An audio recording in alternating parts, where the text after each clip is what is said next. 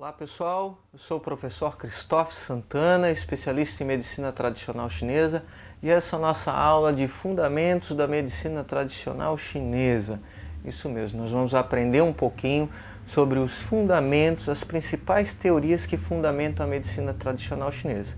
Para que a gente possa trabalhar com as terapias chinesas, todas elas, desde as massagens, as mochas, as ventosas, todas essas terapias, a gente precisa estar fundamentado, compreender de onde isso vem, né, e quais são os princípios que fundamentam os procedimentos de tratamento, até para que a gente possa entender melhor como funciona o sistema de pontos e meridianos depois na próxima aula. Tá, pessoal? Então nós vamos começar essa aula aí com uma frase que eu vou colocando na tela para vocês aí, que é uma frase que fala sobre essa visão da medicina tradicional chinesa. O homem é um ser mental, emocional, físico, vibracional e ecológico. Veja bem, então quando a gente ouve essa frase, a gente começa a abrir para um outro entendimento de ser humano, né? Então a medicina tradicional chinesa é uma área de medicina que ela tem essa visão holística, ela enxerga o homem como um todo, nos seus aspectos físicos, mentais, emocionais, climáticos, ecológicos, bioenergéticos, vibracionais, né? E até mesmo espirituais. Então, quando a gente começa a estudar a medicina tradicional chinesa, a gente tem que deixar um pouquinho de lado essa nossa visão de corpo separado da mente, essa visão dualista, né? A teoria do Yin e Yang, ela mostra que mente e corpo estão integrados, né?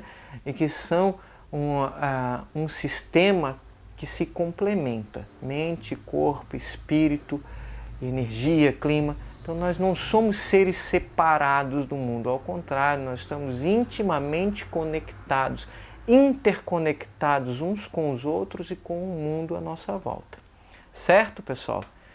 Então, vou colocando para vocês aí uma outra frase aí, que é do clássico do Imperador Amarelo, que é um dos livros clássicos da medicina tradicional chinesa, que é assim, ó: aqueles que desobedecem às leis do universo dão origem a calamidades e tribulações, enquanto os que seguem as leis do universo permanecem livres de doenças perigosas. Isso aí foi escrito lá pelo médico Qibo, né, que é um médico mítico que surge conversando com o famoso Imperador Amarelo sobre os clássicos das doenças e dos problemas de saúde. Ele vai explicando ao mítico Imperador Amarelo sobre no que se constitui a doença, no que se constitui a saúde, quais são os princípios que dão origem às doenças e os que favorecem a saúde. Então, o Qibo lá, que é o médico do Imperador Amarelo, ele diz assim, ó, que quando você está em sintonia com o universo interno e externo, com o universo à sua volta, né, então a tua tendência é ter saúde e ter harmonia. Quando a tua sintonia se desconecta, né, dessa raiz cósmica, universal, aí então você tende a dar origem às doenças e às calamidades no seu organismo e na sua vida, certo? Então, agora sim a gente vai falar um pouquinho para vocês sobre a história da medicina tradicional chinesa, né? A história dessa medicina, desse fundamento medicinal. Então, eu vou colocando na tela aí para vocês alguns dados, ó. Veja bem, então, há 10 mil anos na China já se utilizavam pedras pontiagudas chamadas pedras Bian para estimular e sangrar alguns pontos do corpo com o intuito de promover o alívio de dor e tratamento de doenças. Olha só, 10 mil anos atrás, para vocês verem como essa medicina é antiga e fantástica, pessoal, né? No antigo clássico das dificuldades, Nanjing e Huanjing, o livro do Imperador Amarelo, foi redigido entre o primeiro e o segundo século antes de Cristo, como uma compilação dos conhecimentos médicos existentes na China antiga, escritos como se fosse, aí que eu falei para vocês, uma conversa entre o mítico Imperador Amarelo e o médico Qibo, né? segundo aí a história, esse imperador amarelo, ele viveu por volta de 2698 a.C. a 2598 a.C. Olha só, quanto tempo faz isso, pessoal? Faz mais de 5.000 anos, né? Então já temos os primeiros clássicos de medicina tradicional chinesa. O clássico do Imperador Amarelo é um clássico de referência até hoje na medicina tradicional chinesa, tem mais de 5.000 anos. Veja bem, né? Então o I Ching, que alguns de vocês já devem ter ouvido falar do oráculo do I Ching, né? Ele é muito usado dessa forma, às vezes para a gente ter aconselhamento, mas na verdade é uma referência sobre assim, os princípios do Yin e do Yang e os princípios que fundamentam a vida como um todo, né? É um livro que ele é constituído à base de hexagramas, e esses hexagramas representam as diferentes manifestações da vida no mundo, né? Então o I Ching ele foi escrito há mais de 5.000 anos atrás também.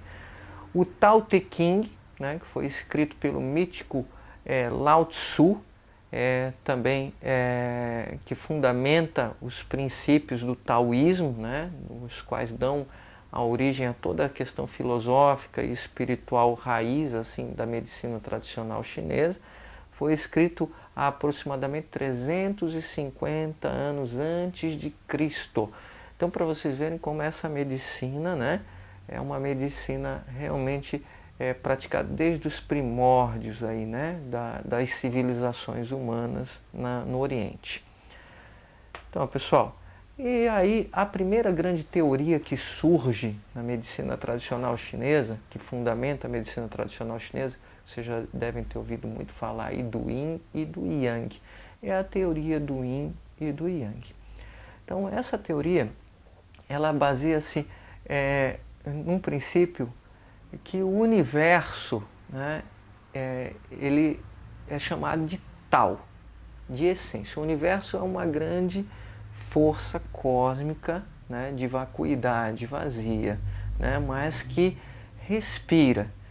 E ao respirar, né, ao se manifestar, esse universo, esse Tao, essa essência da vida, ela se manifesta em duas grandes forças, a força de Yin e a força de Yang, que são os dois polos da vida, o polo mais masculino, mais feminino, que é o polo Yin, e o polo mais masculino, que é o polo mais Yang. Veja bem, às vezes quando você olha para esse símbolo aí que eu estou colocando na tela aí, que é o símbolo do Yin Yang, às vezes vem os conceitos maniqueístas na nossa cabeça de bem e mal, mas a teoria do Yin Yang não tem nada a ver com bem e mal, gente. A teoria do Yin Yang tem a ver com polaridade, né? Com matéria e energia, como estrutura e função, com estrutura e função. Então, quando a gente fala da teoria do Yin Yang, quando a gente olha para esse símbolo aí, a gente está olhando para um movimento harmônico da vida, né? Um movimento do qual a vida dá a origem à manifestação da vida em si, né? O Yin, que é a estrutura, que é o feminino da vida, que é o polo feminino da vida, e o Yang, que é a função e o polo masculino da vida. Estrutura sem função é inerte, né? Função sem a estrutura não consegue se manifestar. Então nós dizemos que sempre o Yin e o Yang tem que estar em harmonia. Esse movimento dinâmico dessas duas forças, ele tem que estar harmônico. Quando surge algum tipo de desequilíbrio nesse movimento, as patologias, as doenças, os desequilíbrios emocionais começam a surgir. Se o indivíduo fica muito Yang ou se ele fica muito Yin, ele começa a ter desarmonias, né? Embora o Yin e o Yang sejam aparentemente opostos, eles se complementam e se geram um ao outro. Quando nós olhamos aí para o desenho novamente, nós percebemos que no Yang, que é a parte mais clara, né, tem uma bolinha escura lá que é o Yin, né? Então dentro do Yang o Yin está presente. E no Yin, que é essa parte mais escura do desenho, nós temos a bolinha clara que é o Yang. Ou seja, né, o Yin nasce no Yang e o Yang nasce do Yin, né? Nós falamos de energia, de Qi, o que ele pode se manifestar, o que ele é uma força, é uma essência, né, cósmica, é a respiração da vida do grande tal. A energia ela pode se manifestar numa frequência mais densa, mais sólida, ou numa frequência mais sutil, mais vaporosa, né? Um belo exemplo do Yin e Yang, do símbolo do Tai Chi, é a água. Veja bem, a água. A água, quando está no seu estado sólido, ela está mais yin, ela é muito densa, as moléculas estão muito próximas, muito comprimidas, tem menos energia ali, tem mais compressão, e então ela está mais yin. A água, quando está no seu estado vaporoso, né, nós não conseguimos pegar quando ela vira vapor da água, então ela está num estado mais yang, as moléculas estão mais afastadas, tem mais calor, tem mais energia, e essas moléculas sobem e evaporam, né? No ar, à nossa volta agora, está cheio de umidade, está cheio de água. Mas quando a água está no seu estado líquido, ela está perfeitamente harmônica. Por isso a água é um dos símbolos do Tai Chi, um dos símbolos da harmonia do Yin e Yang.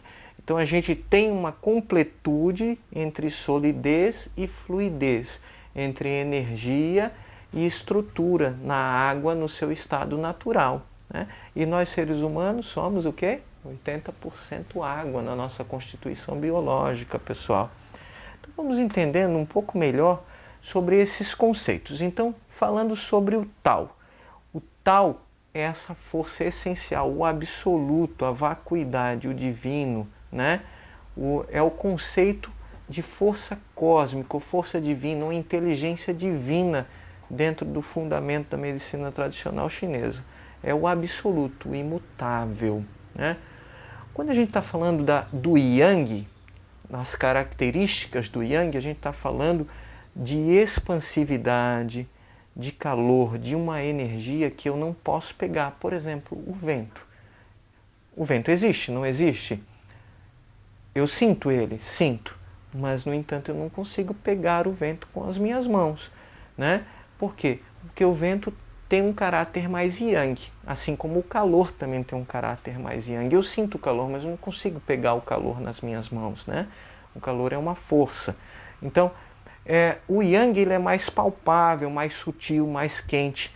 No corpo, ele está referenciado mais às funções do organismo, né? Tudo que é mais para cima, mais para fora, mais quente, é mais yang, certo?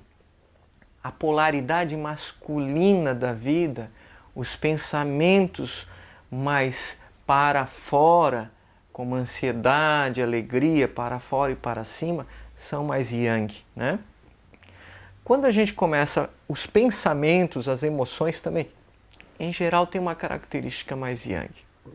Quando a gente fala do yin, pessoal, aí a gente já está falando mais de uma estrutura mais feminina, do recolhimento, do palpável, do sólido, do denso, do frio, de tudo que é mais para baixo, dos órgãos, da estrutura dos órgãos. Quando a gente fala, por exemplo, de um órgão, de um zangue, como o gan, que é o fígado, quando a gente está falando da estrutura do fígado, da estrutura dos tendões, dos nossos olhos, a gente está falando do yin do fígado.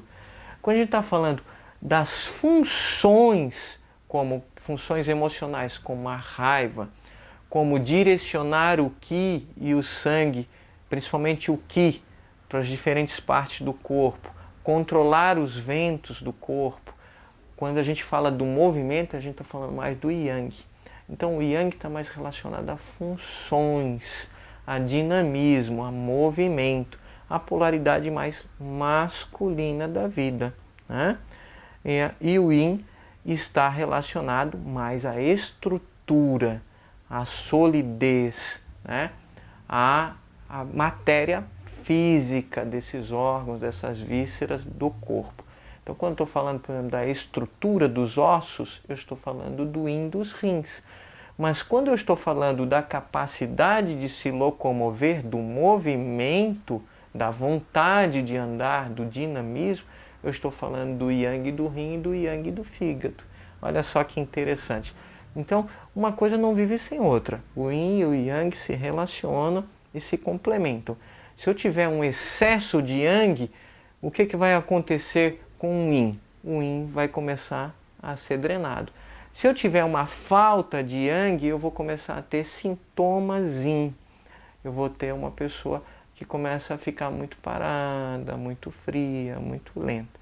Então, sempre que eu observo que existe algo muito marcante, que ressalta muito aos meus olhos, por exemplo, um rosto muito avermelhado, um corpo muito quente, eu já sei que eu tenho um sintoma Yang demasiado.